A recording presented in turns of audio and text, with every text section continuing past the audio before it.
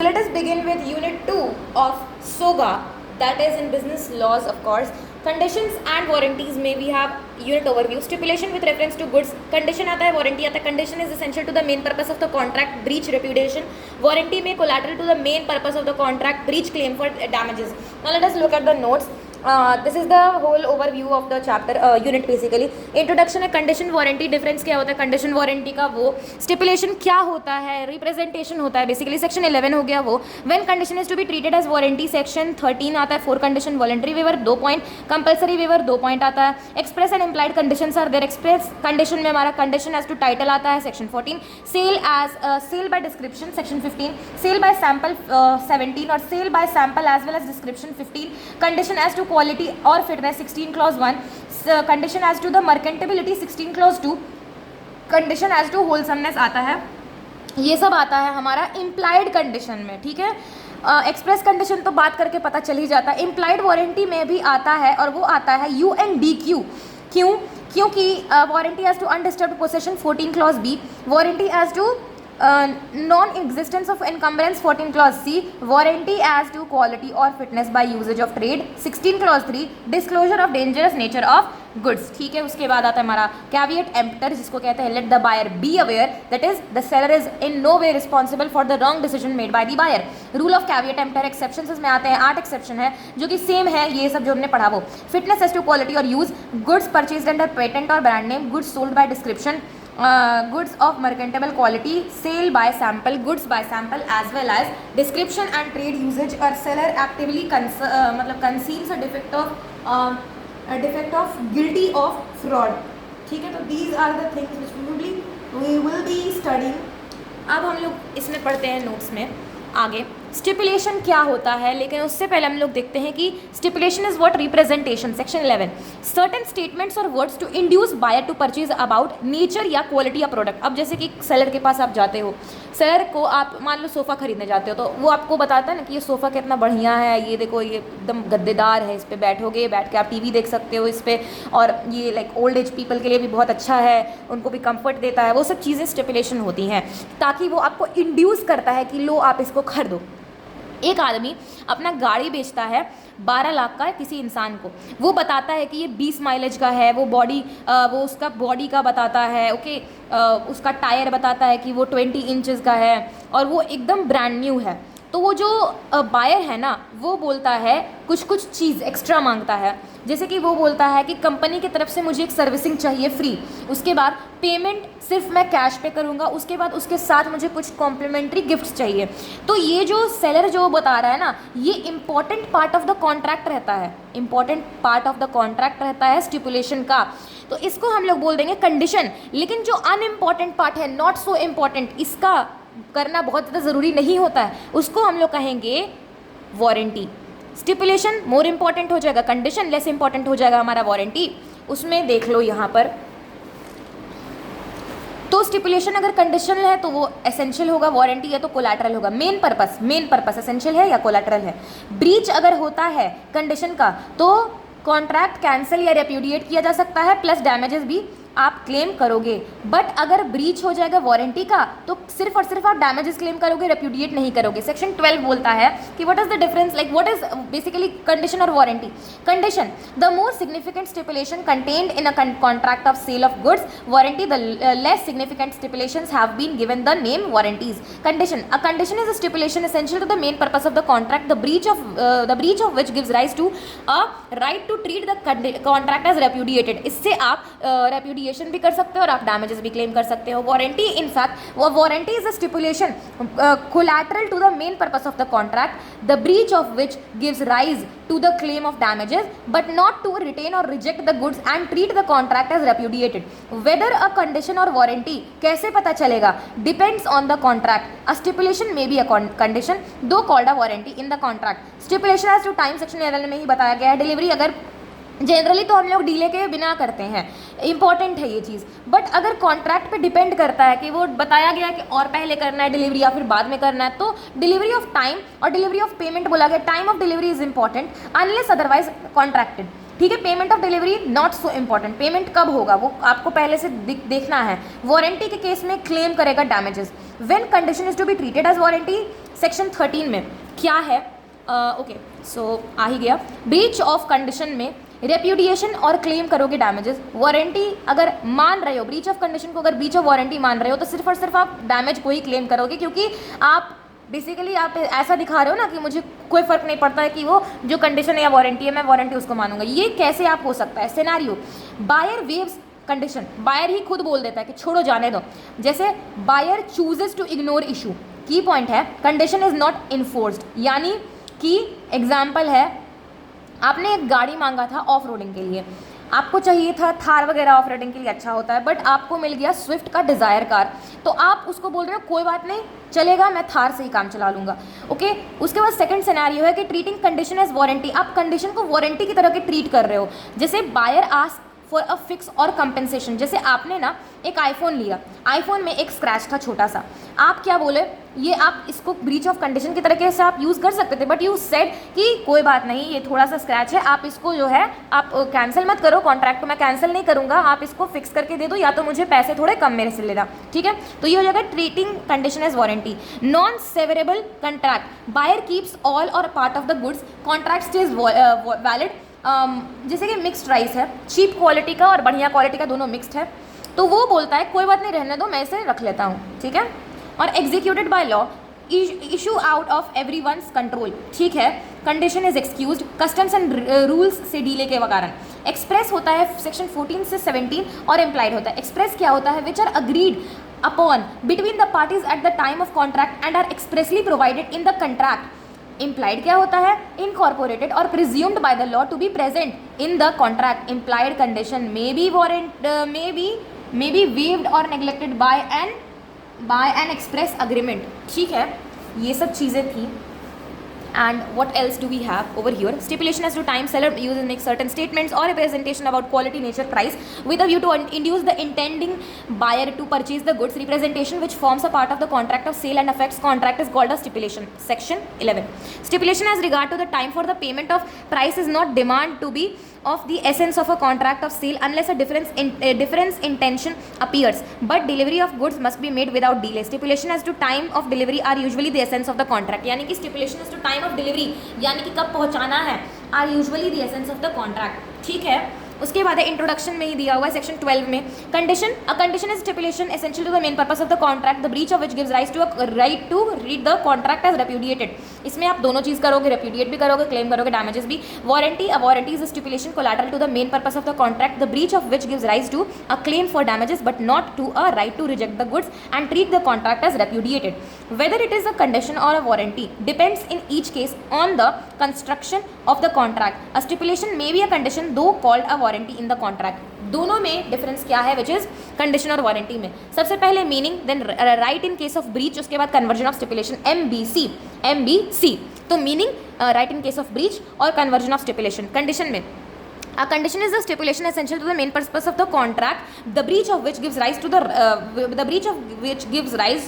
right to treat the contract as repudiated। और warranty क्या है, सेक्शन 12 में ही बता गया है कि warranty is a stipulation collateral to the main purpose of the contract, the breach of which gives rise to a claim for damages but not to a right to reject the goods or treat the contract as repudiated. Okay, right in case of breach, the aggrieved party can repudiate the contract or claim damages or both in case of the breach of condition. The aggrieved party can claim only damages in the case of breach of warranty. Conversions of stipulation, a breach of condition may be treated as a breach of warranty but a breach of warranty cannot be treated as a breach of condition. आप इसको समझ सकते हो breach of warranty, but you cannot consider it like that. हम यही वाला point को हमने सेक्शन 13 में बोला कि when condition is to be treated as warranty, यही वाला पॉइंट है कन्वर्जन ऑफ स्टिपुलेशन, ठीक है। Breach of condition is equal to breach of warranty, यानी कि देखो in the following cases contract is not avoided even on account of a breach of a condition, partly can claim damages only, ठीक है। buyer altogether waives the performance of the condition, a party may for his own benefits waive a stipulation, it should be a voluntary waiver by buyer। Example, मान लो वही same चीज़, थोड़ा mobile आपने खरीदा, mobile में scratch था, आपने adjust कर लिया, कोई बात नहीं। बायर एलेक्स, ये सब पार्ट्स हैं, आई होप ये सब पार्ट्स हैं, ये सब ओके। सिनेरियो ये है, buyer waives condition, treating condition as warranty not severable और एग्जीक्यूटेड बाय लॉ, ठीक है। तो बायर अगर वेव कर देता है तो उसका बोलेंगे W। Treating condition as warranty, तो आप ट्रीट कर रहे हो ना तो T। Non severable S, executed by law, तो हमने बोला WTSL,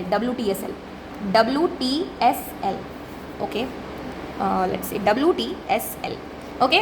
Buyer elects to treat the breach of the condition as one of the warranty. He may claim only damages instead of repudiation. Here buyer has decided to treat as a warranty. Third है contract is non severable and buyer has accepted either whole और part thereof, यानी कि rice वाला example, okay. Fourth है हमारे पास where the fulfilment of any of the condition और warranty is excuse by law by reason of impossibility और otherwise, यानी कि कस्टम्स वगैरह के कारण जो है ब्रीच ऑफ कॉन्ट्रैक्ट नहीं, ब्रीच ऑफ वारंटी मानेगा, ठीक है। सेक्शन 14 से 17 आता एक्सप्रेस और implied condition and warranties. Condition and warranties में भी इधर एक्सप्रेस और implied condition. Express conditions are those which are agreed upon between the parties at the time of contract. Implied conditions are those which are presumed by law to be present in the contract. अब देखो section 14 से 17 express और implied बताएगा condition and warranty. अभी हम लोग implied condition का बात कर रहे हैं, तो इसमें आएगा TDSSQMW। TDSSQMW क्या है? Condition as to title, sale by description, sale by sample and description, condition as to quality and fitness, condition as to merchantability और कंडीशन एज टू होलसमनेस, ठीक है। सेक्शन 14 में बोला कंडीशन एज टू टाइटल, इसमें क्या है condition seller का? Seller's right to sell, condition as to title, seller's right to sell, उसका पास राइट होना चाहिए बेचने का, वो किसी और का सामान नहीं ना बेच रहा है, वो अपना ही ना सामान बेच रहा है। Example, the seller must legally own the goods at the time of sale. If not, the buyer can return the goods and are refunded. Okay. 15 है sale by description, goods must match description. आपने एक बताया कि मुझे इस तरीके का chair चाहिए जो मैं बारिश में भी रखूं तो वो ख़राब ना हो, बहुत मजबूत चाहिए क्योंकि उस पर बार बार चढ़ना उतरना है, ओके। तो मुझे इस तरीके का चेयर चाहिए। आपने डिस्क्रिप्शन बोला, आपको चेयर दे दिया एकदम घटिया क्वालिटी का, एकदम रद्दी क्वालिटी का, आप एक बार उस पर बैठे वो टूट गया। आपको बोला, आपने डिस्क्रिप्शन दिया, आप जाओ स्यू नहीं करो, बेसिकली आप कॉन्ट्रैक्ट को ब्रीच ऑफ कॉन्ट्रैक्ट समझो, ठीक है, समझ गए। तो देखो the goods sold must match the agreed description, if not the buyer can reject them, reject कर सकते हो उस कुर्सी को, ठीक है। उसके बाद इसमें ही सेल ऑफ डिस्क्रिप्शन में हम लोग लेटेंट डिफेक्ट और पेटेंट डिफेक्ट देते हैं। सबसे पहला तो चीज़ है कि आप सेलर हो तो आपको बायर को एक अच्छा रीजनेबल अपॉर्चुनिटी देना चाहिए कि वो अच्छे तरीके से गुड्स को एग्जामिन कर सके, अगर नहीं तो प्रॉब्लम उसकी। Sale by sample section 17, goods must match sample, the bulk of goods must match the sample provided. 15 में ही है sale by sample and description must match both, goods must match both sample and description, ठीक है, नहीं तो cancel कर दो। 16(1) में है कंडीशन एज टू क्वालिटी और फिटनेस में, ये इसमें एक्सेप्शन भी है, फिट फॉर पर्पस होना चाहिए, good should B fit for the buyers stated purpose if the seller was informed and relied on. इसमें आप लोग बोलते हो कि अगर आप पूरी तरीके से उस पर रिलाई करते हो, वो सब चीज़ हम लोग पढ़ेंगे। 16(2) में condition as to merchantability, goods must be merchantable, बेचने लायक होना चाहिए, good should be of a quality that a reasonable person would accepted, ठीक है, ordinary person of ordinary prudence. Condition as to wholesomeness, fit for consumption होना चाहिए, in case of food it must be safe to consume. Implied warranties में आता है UNDQ। 14B warranty as to undisturbed possession, buyer is assured of quiet possession of the goods if the possession is disturbed, buyer can claim damages। यानी कि अगर x bike या laptop किसी से उसके बाद बोलता है कि ये जो लैपटॉप है आपका चोरी का है, तो नहीं ऐसे नहीं चलेगा, उसको गुड फेथ में मिलेगा, उसको गुड टाइटल मिलेगा। 14C warranty as to non existence of encumbrance, encumbrance यानी डिस्टर्बेंस होता है, ओके। तो goods should be free from any third party का क्लेम और charges unknown to the buyer at the time, यानी कि एक sold car to be without telling him कि इट वॉज प्लेज्ड, तो ये जो लोन ये जो है वो प्रॉब्लम इसका था, ओके, ए का था, तो उसको गुड टाइटल मिलेगा। 16(3) है वारंटी एज टू क्वालिटी और फिटनेस बाय यूजेज और trade, implied warranty based on the trade usages that goods are fit for a particular purpose. A buys custom curtain fabric from B but the cloth fades quickly in sunlight, तो ये trade usage के लायक तो नहीं था, quality fitness के लायक नहीं था। Disclosure of damage nature, obligation to warn about danger. अब जैसे कि आपको एक दिया हुआ है बुक में एग्जाम्पल कि आपको ना बेसिकली एक वो चाहिए था, वाटर बॉटल का आपको चाहिए था जिसमें आप गर्म पानी रख सको, गर्म पानी उसमें डाला तो वो ब्लास्ट कर गया, उसको डिस्क्लोजर बताना था, डैमेज उसका बताना था, या तो वो नहीं करो तो आप बताओ, वो तो बेसिकली वो ना हो गया कि बेचने लायक होना चाहिए, तो वो नहीं एग्जाम्पल जाएगा। आप मान लो कोई चीज़ खरीद रहे हो, कोरोसिव क्लीनिंग, आप देखो मान लो आप एसिड खरीद रहे हो तो आपको डैमेज उसका बताना चाहिए, ये प्रॉब्लम है। कैवियर टेम्पटर 16 में let the buyer be aware, sale as to quality और fitness, generally no implied condition as to quality और फिटनेस, बट अगर पर्पस बताया है, सेलर पर भरोसा रखा है, उसके स्किल और उसके नॉलेज पर, सेलर डील करता है उस गुड्स में, तो वो फुलफिल करेगा बायर को, अगर नहीं तो कॉन्ट्रैक्ट रेप्यूडिएट कर सकता है बायर। क्वालिटी और फिटनेस क्या होता है? जनरली या ordinary no implied condition warranty as to quality और fitness, but if 3 conditions met, यानी नोन पर्पस बताया, रिलाय किया स्किल और जजमेंट पे सेलर के, डीलर है उसका, तो quality fitness is not equal to trademark patent. तीसरा कंडीशन, क्वालिटी फिटनेस, अगर आप बोल रहे हो कि मुझे आईफोन का मोबाइल चाहिए, आईफोन का मोबाइल ही मुझे चाहिए, आपको वो दिखा सकता था, आप बोलते मुझे ऐसा मोबाइल चाहिए जो ऐसा करे वैसा करे, आप बताते, डिस्क्रिप्शन बताते, सैम्पल बताते, बट आपने क्या किया, उसने सीधा बोल दिया मुझे तो आईफोन ही चाहिए। तो आपने रिलाय नहीं किया सेलर पे, आप रिलाय किस पे कर गए? आप उसके गुडविल पे रिलाय कर गए। तो आप आप ब्रीच ऑफ कॉन्ट्रैक्ट आप सेलर के साथ नहीं करोगे, आप बेसिकली कंप्लेन कर सकते हो आईफोन को, बट आप सेलर को कुछ नहीं बोल सकते हो। Buyer, seller if product is for single use only, यानी कि अब अगर आप देखो चश्मा ही खरीद रहे हो तो चश्मा के लिए बताना चाहिए कि चश्मा को मैं सिर पे लगाऊंगा, चश्मा को मैं घूमने जाऊंगा तो मैं ऐसे नाक में पहनूंगा, नहीं, चश्मा तो आंख में पहने, देखने लायक ही होना चाहिए ना, तो वो तो सिंगल पर्पस है, तो बताने की कोई जरूरत नहीं है। But if above conditions not met, तो let the buyer be aware, caveat emptor, the seller is in no way responsible for the bad selection of the buyer. If goods turn out to be defective, buyer cannot hold the seller liable. The seller is not bound to disclose the defects of the goods in which he is selling. It is the duty of the buyer to satisfy himself before buying the goods that the goods will serve the purpose for the which they are bought. Okay, if the goods turn out to be defective or do not serve the purpose, or he depends on his own skill or judgment, the buyer cannot hold the seller responsible. Satisfy करना condition कि if buyer had made known to the purpose the purpose for which he purchases, the buyer relied on seller's skill and judgments, seller's business to supply goods of the description, section 16 आ गया। अगर yes तो no caveat emptor लगेगा, ठीक है। Exceptions क्या है caveat emptor के? Fitness as to quality और use, goods must be fit for the specific purpose communicated by buyer, example trucks for hilly terrain broke down, not fit for purpose. Goods purchased under patent या brand name, तो no guarantee of fitness for a particular purpose when buying a patented or branded product. A branded laptop जैसे कि आपने MacBook लिया is not suitable for gaming, seller liable नहीं है। कौन liable है? आपने एप्पल का ना लिया, आपने मैकबुक ना लिया, आप जाओ एप्पल स्टोर पे, आप जाओ एप्पल को बोलो। Goods sold by description, goods must match the description given by the seller. आपने बोला लेदर सोफा, वो तो सिंथेटिक निकला, ठीक है, वो मैच करना चाहिए। Goods of merchantable quality, latent defect, latent और पेटेंट होता है, पेटेंट होता है जो दिख रहा है, जो ordinary prudence normal ordinarily examine करके निकल जाता है, लेकिन लेटेंट डिफेक्ट होता है ना, हिडन डिफेक्ट, ओके। तो लेटेंट यानी कि हिडन डिफेक्ट, जो it could not be found out with extraordinary examination, ठीक है। तो latent defect not covered, a high quality appliance fails shortly after purchase, उसने आपको नहीं बताया, आपने latently उसको छुपाया, कंसील किया। Sale by sample, goods must match the provided sample, okay. Fabric order किया, फेड कर गया, ओके, फेड कर गया तुरंत। Goods of sample and description, goods must match both sample and description. Shirt का ऑर्डर किया ऑनलाइन एज ब्लू, लेकिन आपको निकल गया डल। ट्रेड यूजेज होना चाहिए, goods must meet trade standards, deviation means caveat emptor does not apply. Readymade garments must fit reasonably well, poorly fitting garments breach हो गया ट्रेड यूजेज का। सेलर कंसील करता है डिफेक्ट या fraud, seller liable for concealing और defects और misrepresentation of goods. Priest versus last के case में आपने हॉट वाटर बॉटल मांगा, यही वाला मैं एग्जांपल दे रही थी, जिसमें बॉटल मांगा था तो वो ब्लास्ट कर गया, on it's wasn't meant for boiling water. इसका हमने बनाया OPD MSSTC, OPD okay, QPD MSSTC, ठीक है। ये तो चीज़ें हो गई, उसके ये सब हो गया, ओके। कैविएट एम्प्टर हो गया, दीज आर द थिंग्स। उसके बाद ये था, this was the thing, okay. So we will be reading the book sooner in the next class. Bye.